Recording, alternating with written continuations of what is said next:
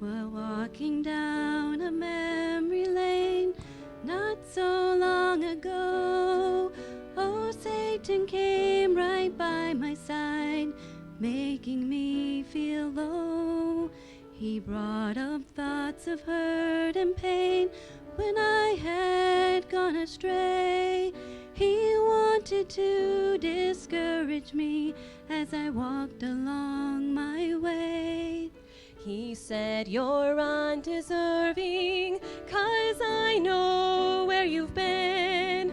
I have a record of your life when you were bound by sin.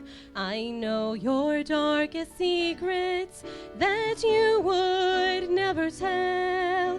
What makes you think you don't deserve a place with me in hell? Well, I heard the old accuser, and this was my reply. You're right for all the things I've done. I surely deserve to die. My righteousness is filthy rags. My goodness is unclean. There's only one thing I can say to what you've said to me. It's under the blood. Oh, praise his dear name. I'm not what I used to be. My life's been changed. Not shackled by sin and shame. It's already gone. I'm happy reminding him it's under the blood. Victory was given me when I was born again. He washed my stained and sinful past and put new life within. No longer do I bear the mark that sin had brought my way. With happiness and peace of mind, praise God, I now can say it's under the blood. Oh, praise his dear name. I'm not what I used to be. My life's been changed. Not shackled by sin and shame. It's already gone. I'm happy reminding him it's under the blood. I'm happy reminding him it's under the blood.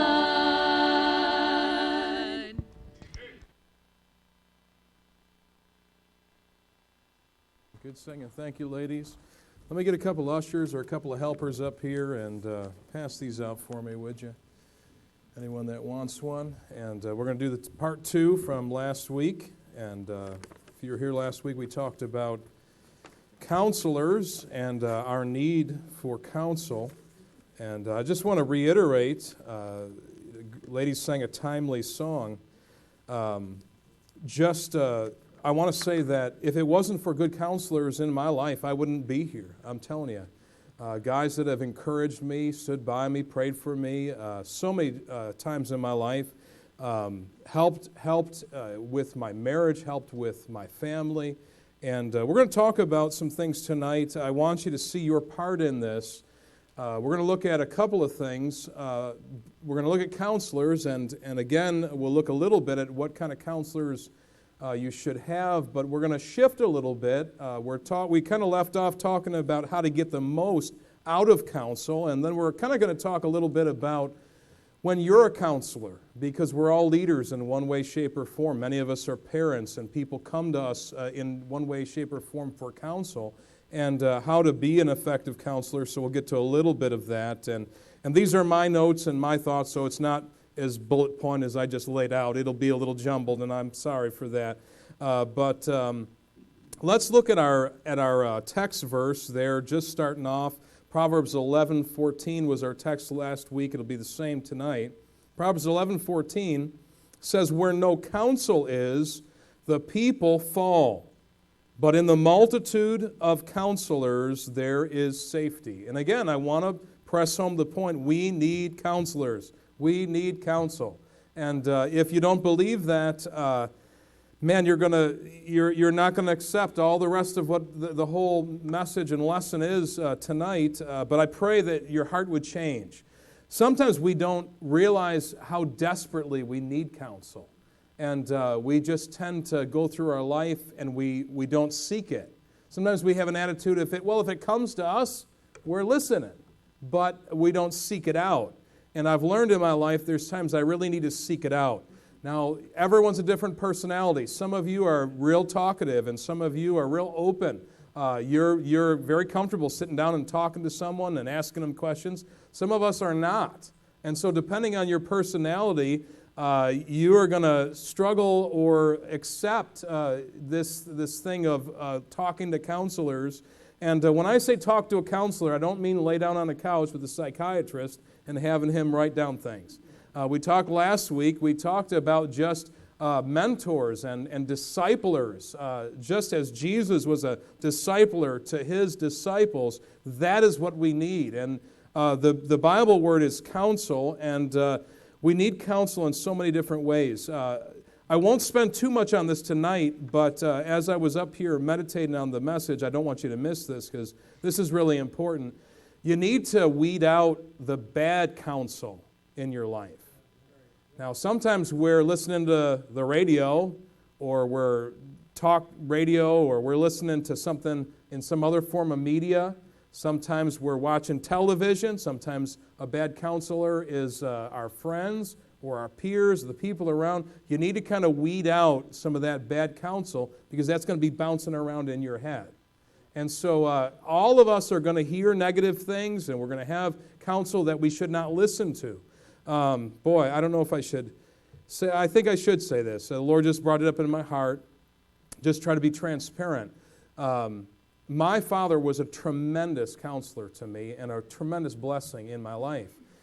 Some things changed when he lost his health, and he lost really touch with a lot of just the world and the church and different things. And I remember the day, it was a very heartbreaking day when I came in and I had talked with him. And as usual, he had asked me some questions about how things were and some different things. And he asked what was going on. I told him, and then he gave me counsel. And boy, I prayed, and the Lord spoke to me very clearly. And he said, that is not the counsel that you're supposed to follow. Boy, that was heartbreaking. And I don't even like saying that because that's not something that I share too much with people. But I'm just saying that when the Holy Spirit of God shows you, now my dad was my mentor, my counsel, my everything. You know how I feel about my dad. I'm not belittling him. My goodness, I mean, he was the lead guy in my life. But I'm just saying that can happen in just friendships where God will tell you, listen, you need to not listen to that counsel or that specific counsel that someone gives you. And so we're going to talk about taking ownership for our counsel, but you need to weed out counsel that God directs you, and he'll show you this is not good counsel, this is contrary to the Bible, and you need to kind of be clear of that. Put the media aside, shut the radio off, whatever it is, a person in your life, you might have to, if it's an angry man, you might have to avoid him, like the Bible says, and so forth. So another little example, if you want a Bible example, is the 10 spies. And that wasn't in my notes, but as I was just sitting there, you know the story. 10 were bad, 2 were good. And boy, those 10 guys, they led a whole nation. And I'm just saying that had they pushed those counselors aside, it could have been different. And so we left off, and we'll reiterate a little bit about just classic mistakes about coming to a counselor after you've already made up your mind. And we kind of ended on this idea of being honest. And you need to be honest to, the world's always saying, be true to yourself. Well, this is a good place to do this. Be honest with yourself. Don't tell yourself lies. If you've already made up your mind when you go to seek counsel, then that meeting is really just a formality. The counselee is not really seeking counsel. Their mind is made up. Now, we always, we're going to be leaning in one direction or another. That's just human nature. But you have to ask yourself, am I really coming with an open mind and I'm willing to be instructed, and I really want to hear what the person says, and if God would speak to me during that time, then God, I'll do whatever you want me to do, and so Lord, I'm listening. Just like we're supposed to get up in the morning, we read our Bible and pray and say, God, I'm going through this life, and I'm just trying to pay attention. When you guide, when you direct, when you say do this or do that or don't do this or don't do that, I want to pay attention. You're going to put someone in my path. I don't want to miss it. And that's the attitude that you should have through your whole Christian life, especially when you're seeking counsel and going to see someone, talk with them. And this idea of coming with your mind already made up, boy, I've seen that happen so many times. Someone has already maybe chosen a career or a college or a mate or a house or a car that they want to buy, and what they're seeking is just a rubber stamp. And my dad used to spend a lot of time instructing about this because he would say they would go from one to another, and he would say I would just watch them go from this one to this one to this one until he got someone to agree with what they wanted to do, and they said, yeah, I got a counsel or I got a verse or whatever. And really, that is not the way you should be getting counsel. And that's so far from the verse that's our text verse. In the multitude of counselors, there's safety. You're your own counselor. You're just really trying to rubber stamp. So you need to be honest about that. And, example, by way of example, a man will come for marriage counseling. And, his heart is really, he already knows that I am right, she is wrong. Okay? I mean, that's the way this meeting starts out, and that's the way it's going to end. It's very hard to shift the balance of that time when you already come in with that mentality. I know what's the problem, and all you have to do is fix her, preacher, or it's the other way. Just here's the woman and saying, do you know what's wrong with my husband? And lays out the 15 different charges, and just sign here, preacher. Tell me that I'm seeing it straight. But really, we're coming in with not, we want to be able to get some counsel. It's really just kind of more of an agenda, I guess you would say. And it's more of a inform the counselor or the pastor or whoever it may be, maybe an elder that they're working with in the church. And, they're trying to get that person kind of, I say, on their side, let them know what they're doing wrong. Worse is when the counselee, and again, I'm not worried about the words tonight. Some people don't like the word mentor. Some people don't like the word counselee. But we could use the word disciple and disciplee. I mean, here is someone that needs to be discipled. They need to be matured as a Christian. And here they come in, and they're not only going to say what the issue is and the problem is, and they're going to tell them how to fix it. I know what I need to do. I can't tell you how many times I've heard that. Listen, this is what's going on, and this is what's happening, and I know that if I would do this, this will happen, and I just need to do that, and I just sit there and go, okay, you're going to tell me the problem, and you're going to tell me what you got to do. Why are we having this conversation? And so, again, you have to be true, you have to be honest, you have to allow God to reveal that to you, because I'm telling you, a lot of times we don't even realize that we're doing it. I've been guilty of it. I've been there. And I'm just saying, you have to say, Lord, show me. Like David, I mean, he walked with God. He had a heart after God. And he said, search me, O God. I mean, try me. See if there be any wicked way in me. A lot of times our attitude is, I don't have any problem. I went and talked, I prayed. I confessed. I'm walking in the Spirit, But here, David, he sat there and said, search me, O God. And so our heart needs to be soft. We need to sit there and have listening ears. And so in your notes, when someone comes to me for counseling, one of the first things I do is try to ascertain these things. And so this will help you, parents. This will help you, disciplers. I know many of you are discipling people. And you're trying to ascertain, what is going on and how can I help them? Well, these are some ways. This number one, are they asking? And again, this is just my simple terminology, all right? What do you mean asking? Are they asking advice? Do they want really to know? Are they willing to be instructed? Are they asking with a question mark? Are they seeking? If you seek me, you'll find me. Are they seeking, or are they just telling? You know what I'm saying? They're making statements, or are they seeking and they asking? And so someone that's got a tender heart, you'll be able to help. I learned, oh my goodness, not that I wish when you learn something, Pastor B.A., then you just always do it right after that. Boy, it doesn't work like that, does it? But I noticed, probably 20 years ago, the Lord shone some light in my heart when I watched people coming up to someone and asking a question, and really they didn't want to know the answer to the question. All they wanted to do is justify themselves. It's kind of was like in the scripture when the lawyers came up to Jesus and said, "Who is my neighbor?" Did they really want to know? No, they didn't want to know. I mean, they were just trying to trip him with his words so they can go away and say, see, he's a phony, but we don't need to listen to that.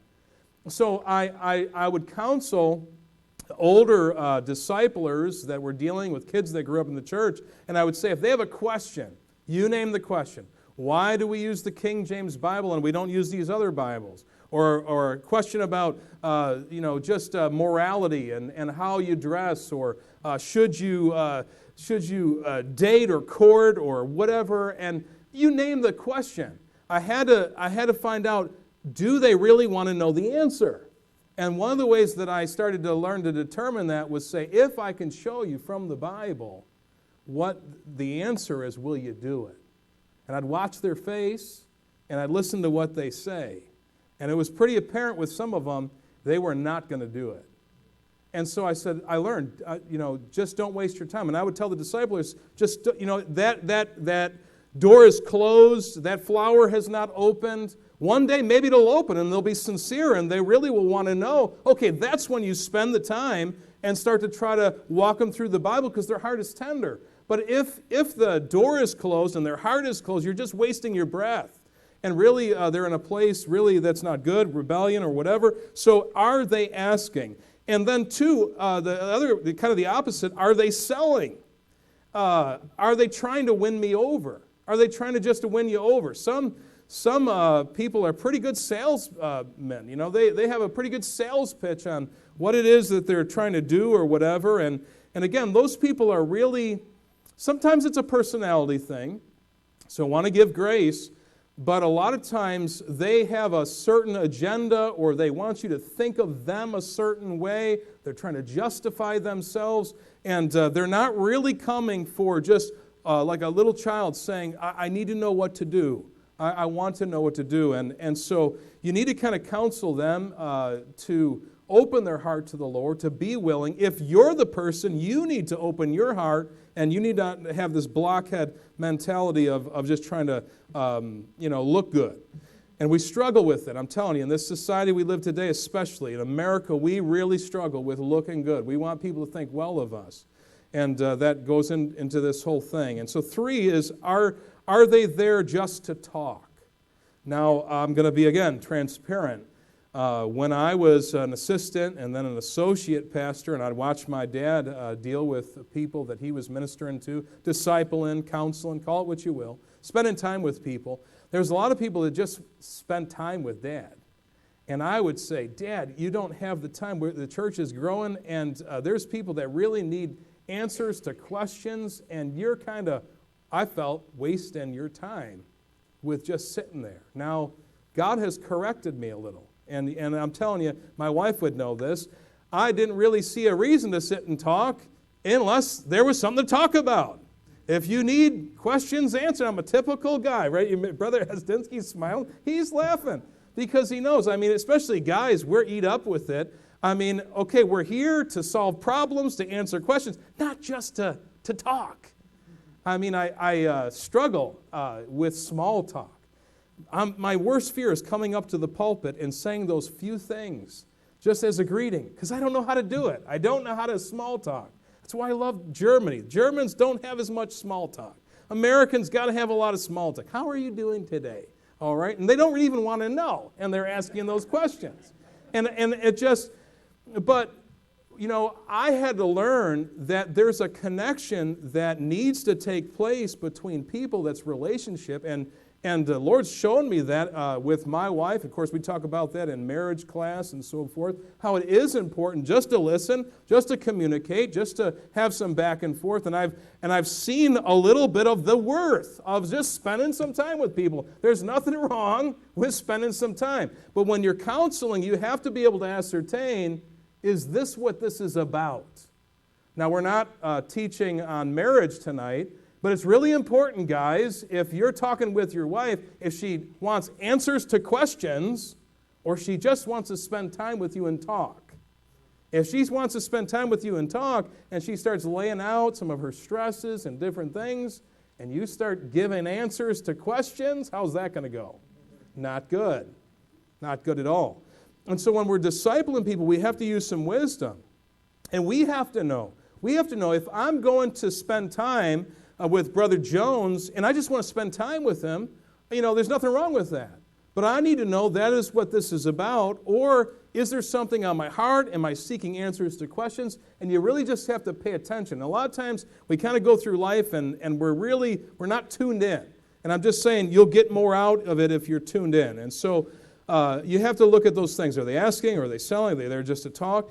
And then what are some of my determining factors? And how do you know? And how do you know their attitude? Or how do you know these things? And again, you'll be more successful if you know where they're going and what's their heart's desire. And so A is their attitude. Now, we already talked about, when we used a teenager, it doesn't have to be a teenager, it could be an adult. Someone has an attitude, like the lawyer that came to Jesus. He had a bad attitude.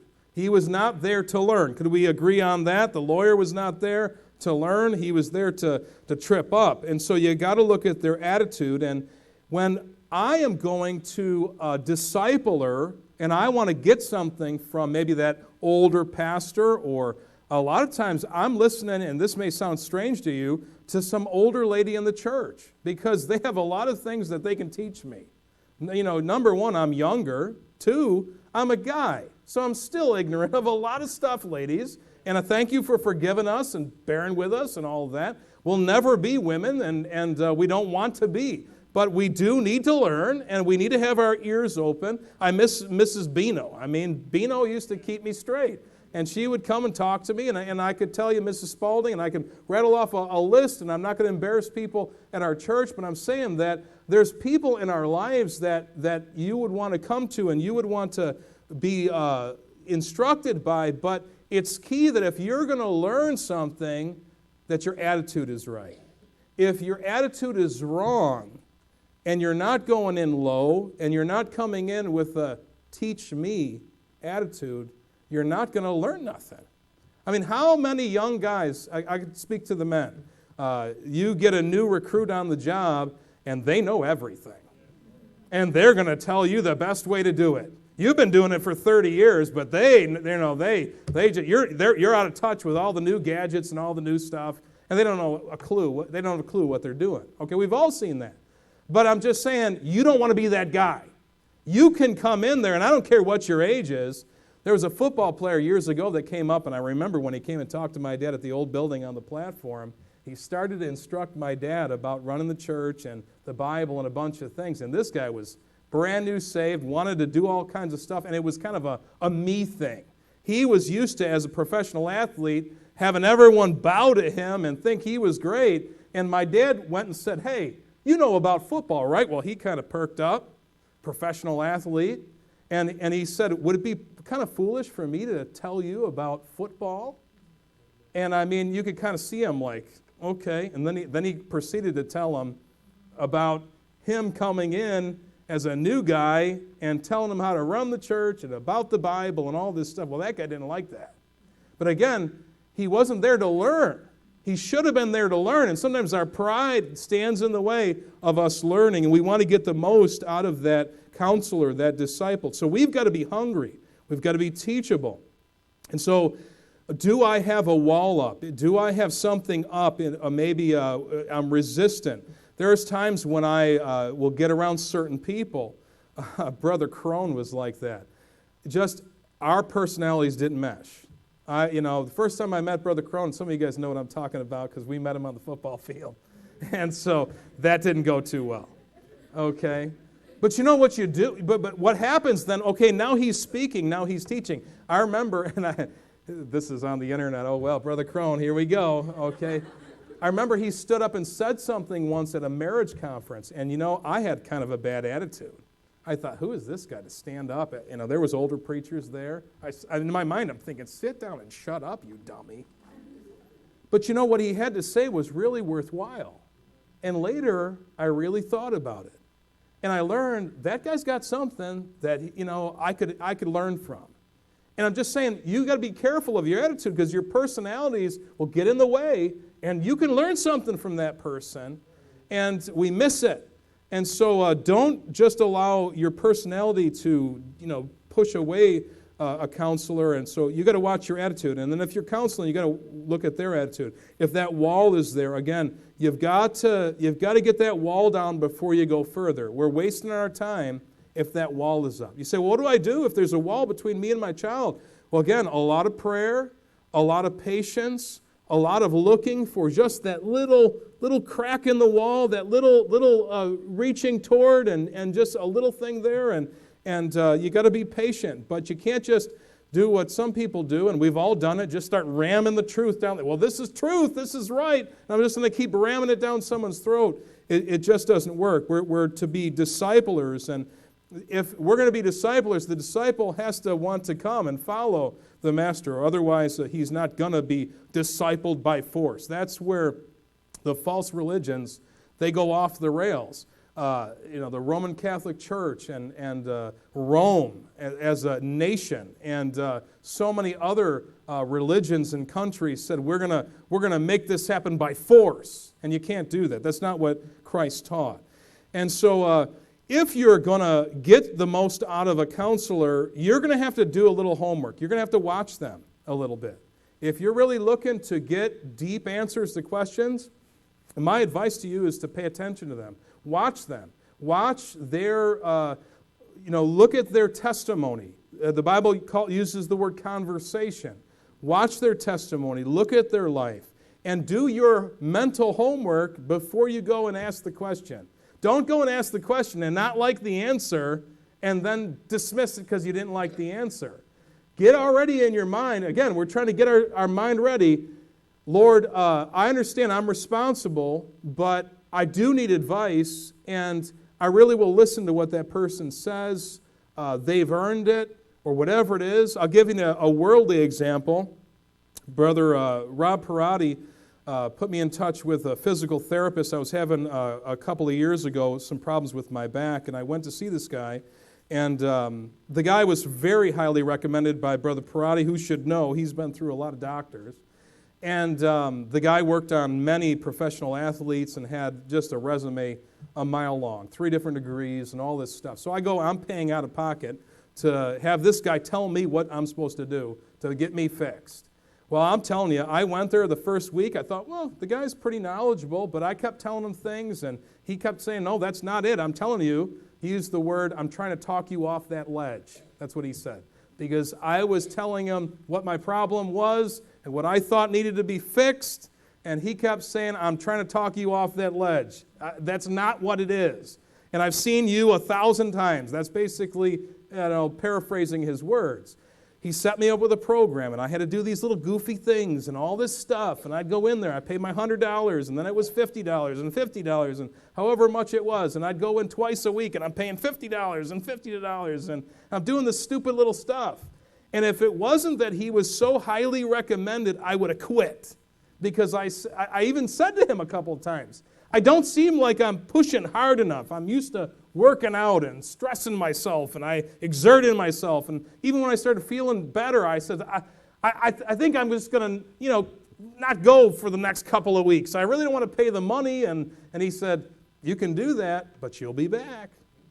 And man, he just hounded me. But you know what kept me there? Was he was highly recommended. I did the homework to look up his credentials and to see, if he really was what everyone was saying he was. And I was convinced that this guy knew what he was talking about. So I stayed with the program. And I'm telling you, my back was better after that whole deal than it was before the injury. The guy knew what he was doing. And I'm just saying, you would be better off, you'd be served better if you would kind of get yourself ready and say, okay, let's use church as an example. We say, hey, get plugged into the right kind of church. But I always tell people, make sure you do your homework first. Because when you get offended, the preacher says something you don't like, or sister so-and-so across the aisle, makes a face at you or whatever, you've got to have it in your mind, God put me here. Does that make sense? Now, when it comes to counsel, again, all of what we just said, you got to kind of plug into that picture if you're going to get the most out of it. And so B, first one is attitude. Second is, are they asking questions or making statements? This is just a little bit more, I guess, trying to clarify some of the things we've already talked about. Are they asking questions or are they making statements? When I'm doing the mentoring or the discipling, I expect people to ask a few relevant questions. And you say, preacher, you say it like that like it's harsh. I'm not going to blow someone out of the water if they come in and do the wrong thing. I'm just saying what is expected. If you're the discipler, then you're expecting that person to come in with an open heart and an open mind to ask a few relevant questions and then to shut up and listen and sit there and say, okay, I'm listening. I'm paying attention. Okay, I'm going to take that to heart. I'm going to go back and work on that, and I'm going to do some homework, and I'm going to come back maybe with some more questions. That's how you get the most out of discipleship. And when you're getting counsel, that's the way it needs to go. Now, when I'm going to someone, and we'll paint that picture of maybe an older preacher or maybe, again, that older woman in the church or something, and I'm coming there saying, I need to learn. Okay, I expect me to ask a few relevant questions, and then guess what? I need to shut up and listen if I'm going to get something out of that. And you do too. I remember years ago, we were sitting at the table at camp meeting, and this missionary came up uninvited, and I know the guy, and I won't mention his name. I don't think you know who it is. But he came, and I hadn't seen him in a while, and he came in, he's kind of a loud guy, and he sat right at the table, uninvited. Well, that wasn't a big deal. I didn't mind him sitting there, but he wouldn't shut up. And here are 2 or 3 older preachers that I'm trying to hang on every word, and this guy's got to tell stories and tell who he is and promote himself, and I'm ready to just put a sock in his mouth because I don't want to hear from him. You need to shut up and listen. You could learn something from these guys. They're not going to be around forever. The Don Greens and those that are sitting there. And I'm just saying, a lot of times we have that tendency where we're not asking questions. And I'm not saying that when you talk to someone that you don't tell them the situation. It takes time to say, look, let me tell you what's going on. That takes time. But really when it gets down to it, if something's going to happen, some questions need to be asked and things moved on. And so let me move on. Counselors are counselors. And this is important because I wrote on my notes, own your decisions. Own your decisions. And here you have some blanks. Every person must take responsibility for their decisions and their actions. Every person must take responsibility for their decisions and their actions. Look at what the verse says in Romans 14:12. So then every one of us shall give account of what? Himself to God. You will stand before God by yourself. I mean, I know the context there is every knee shall bow and every tongue shall confess. I understand that, but my point is that you'll stand before God alone. It will not be, Adam will not stand there and say, well, the woman that thou gavest me, she's the one. She told me to do this, and I did it. And so I'm absolving myself from most of I guess, I'll give myself 10% that, I guess I did it, but 90% is her fault. No, it's not the way it works. Abraham, Sarah said, my wrong be upon thee. She told him what to do. How do you like that, guys? She told him what to do. He did it, and then she pointed the finger and said, you messed up. But you know what? As the men, we have the responsibility. You want to be the leader? You take responsibility.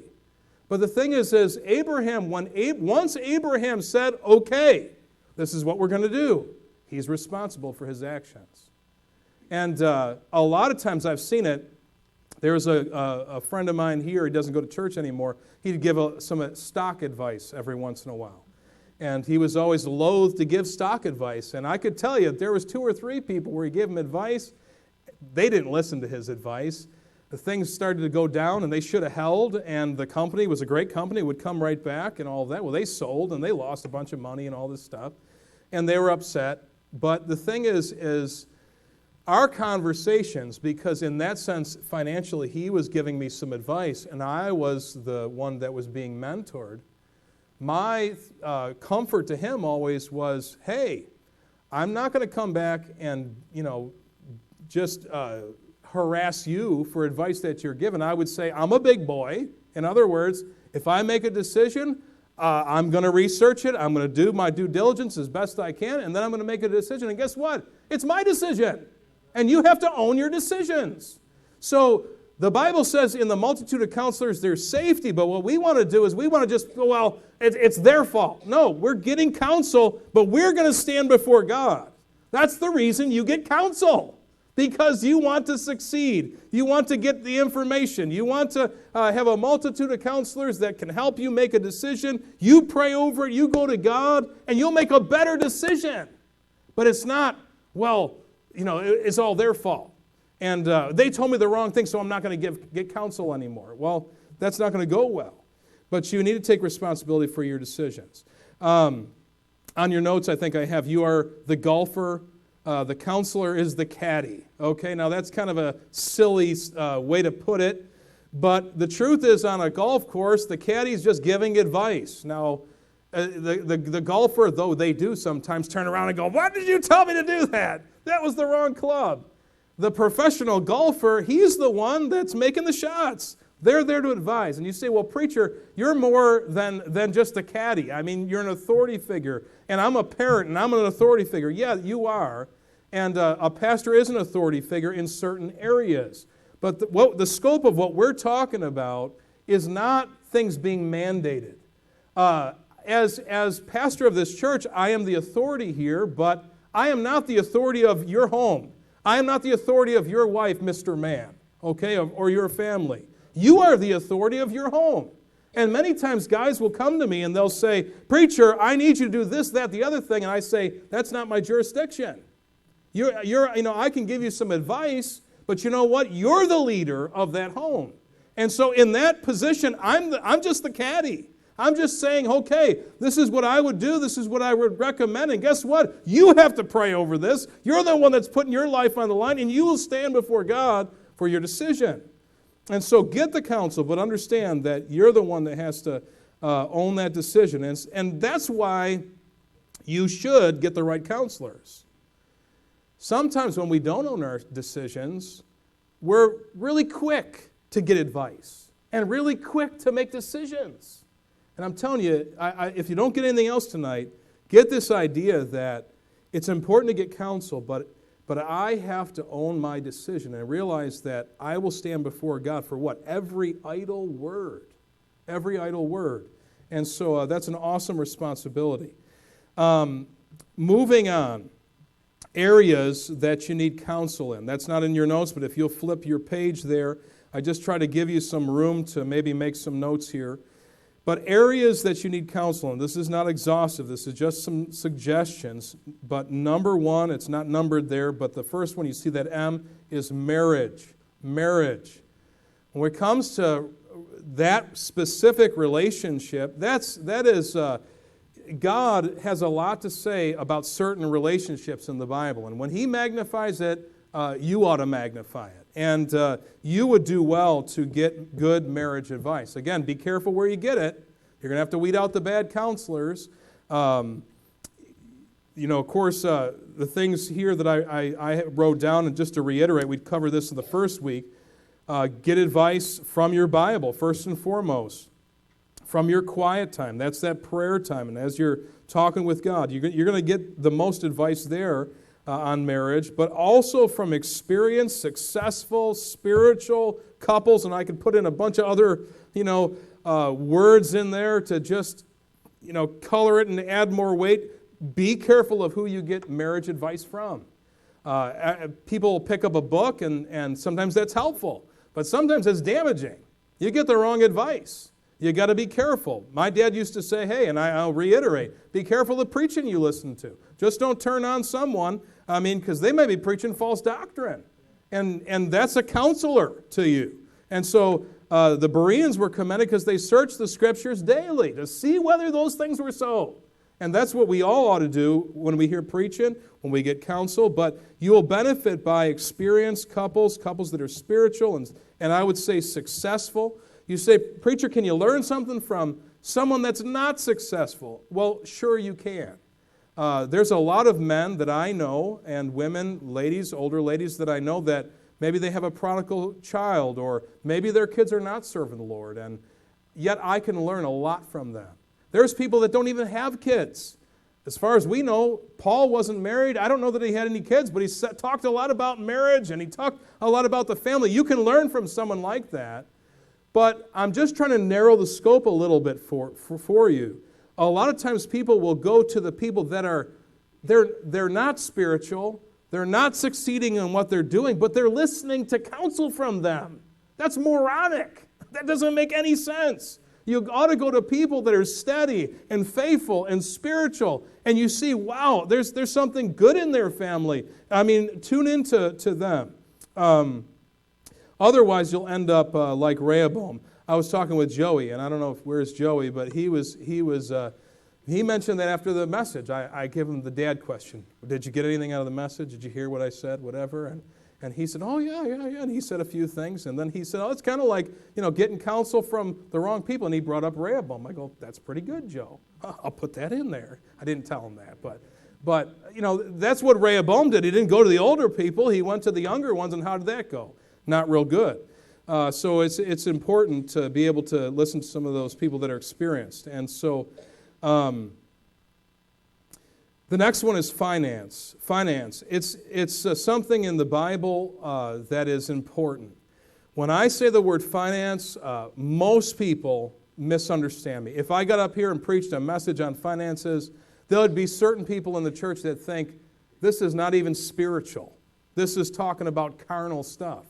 But the biblical word is stewardship. Stewardship in the Bible, and it is magnified in the Bible. And God uses to prove you, to test you. He tests you with your finances. This mammon, this carnal stuff, and he says, okay, if they're faithful in this, which is least, then we'll entrust them something that is the greater things, the spiritual things. And so God will use that in your life, and you really do need to get good financial counsel. Be careful of getting counsel from worldly wisdom. They may be good in helping you invest in different things, but they're probably not good at helping you to keep a good balance of heart to give and missions. And, they're not going to be balanced. They're not going to be spiritual. So again, you need to know, just like you go to a worldly, carnal doctor and get advice for your health, nothing wrong with that. But realize I'm going to a guy, he's a heathen. He doesn't know anything about God and prayer and a million other things. And so I'm not saying you don't get advice from the world, certain areas. It's okay, but just really understand what you're dealing with.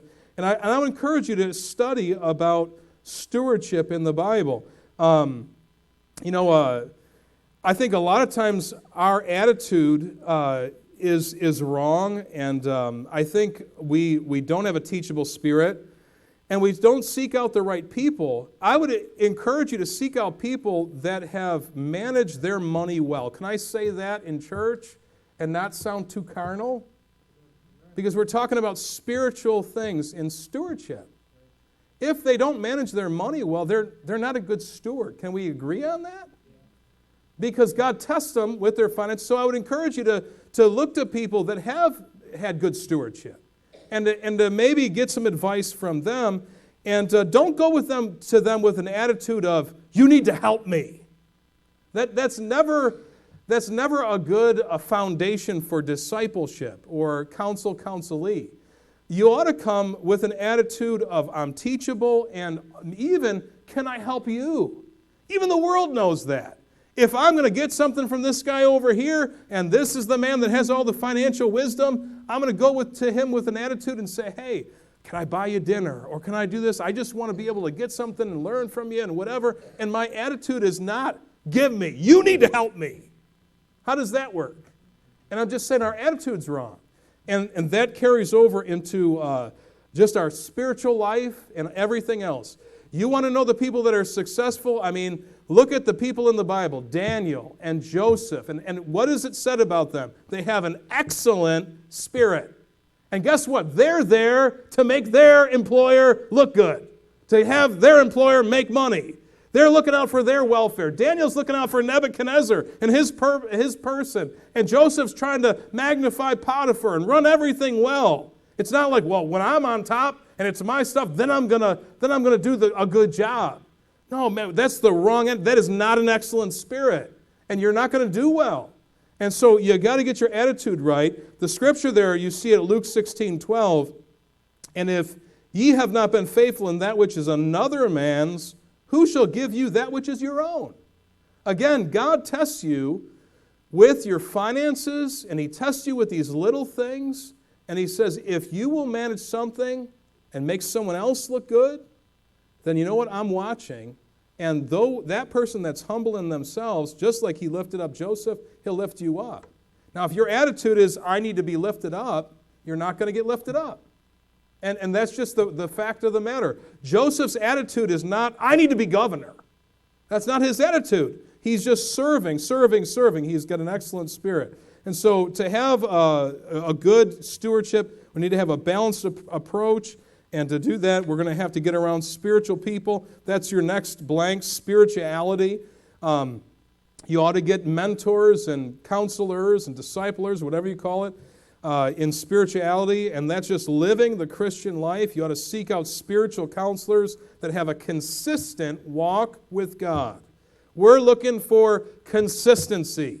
A lot of times someone will come in and they'll preach a message and they'll go, wow, man, I never heard anyone preach like that. What a great message, and you're hooked. But if you've been in Christianity any length of time, all of a sudden you see, wow, that guy's sad. That guy's out of the ministry. Or he did something really bad. He committed adultery and he's not with his wife anymore or whatever. I'm just saying, be careful. Look at consistency. The faithful one is the one that God is rewarding, and you'll get more out of the faithful one. Watch the faithful one. And watch for them here. Even in this auditorium, don't always look at these star preachers that are other places. Now, you can learn from great men of God and women of God all around the world. But you know what? They're here in this auditorium. Great women of God, great men of God, people that are faithful. You say, well, if they're not good in this, or they're not good in that, yeah, but what they are good in, you ought to learn from. And I'm telling you, it'd be a help to your life. You're looking for people that are men and women of prayer, men and women of patience, men and women that are faithful. And again, you may not find all of those qualities in one person, but yet you'll learn from the quality that they have. I think of Brother Alan Jones. He's been a great mentor in my life. Sometimes a tormentor, but a great mentor in my life. And I mean that. I love him dearly. But he would tell you all his flaws. And some of you know him because you just know who he is. And when he says things, he says them like, he is never wrong. That's just the way his personality is. But there's certain qualities that he has that is such a help and a benefit. And I won't go through his resume. I'm just saying you can learn something. And so Dad used to say, eat the meat and chuck the bones. So don't throw out a counselor just because maybe they're not good in an area. I wouldn't have a counselor that never comes to church and they're just not spiritual. That's foolishness. But I'm just saying that they're not going to hit on every mark. You think of the people of the Bible. David was good in certain areas, and he was not good with raising kids. You wouldn't go to David and say, what do I do to how to raise kids? You get into trouble. Soul winning is the next thing. You need to make soul winners your friends.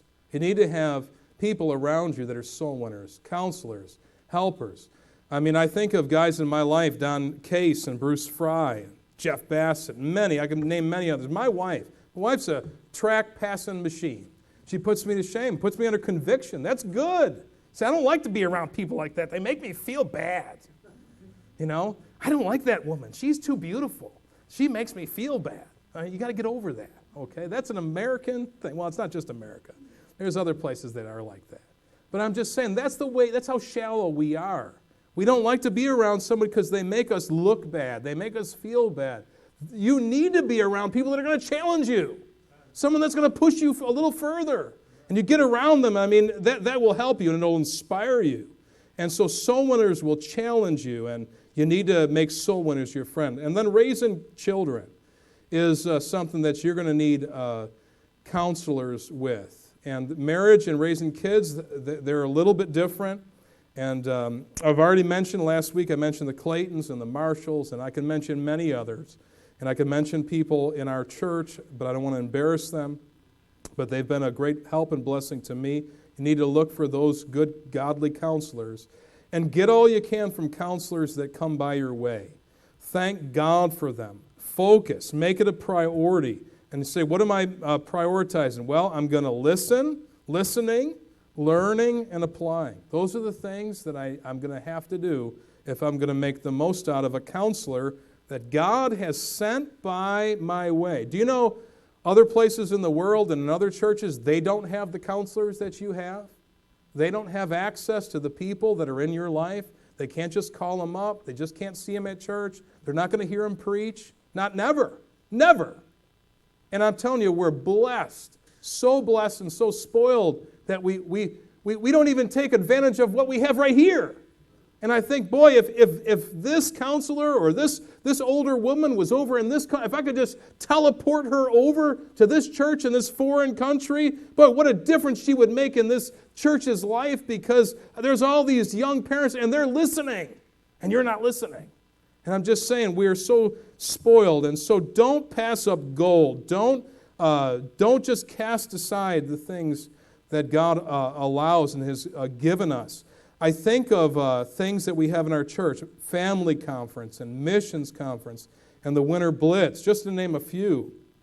Those meetings are meant specifically from a preaching standpoint to give us good counsel.